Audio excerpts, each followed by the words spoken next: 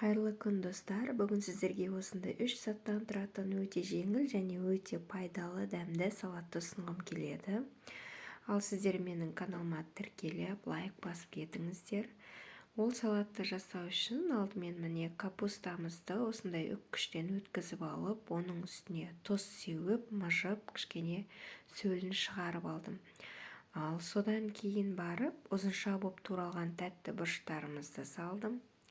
Оның үстіне жұқалап туралған жуамызды салдым. Оның үстіне қара бұрыш, егер сіздерде паприка болса, оны да басқа қалаған дәмдеуіштеріңізді қосуға болады.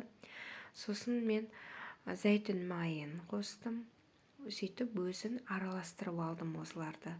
Содан кейін барып тұрып, чесногымызды турап, міне езгілеп, чеснокты қосып, тағы да араластырдым. Мінекей сонымен салатымыз дайын. Өте жеңіл және дәмді ас болсын. Міндетті түрде жасап көріңіз.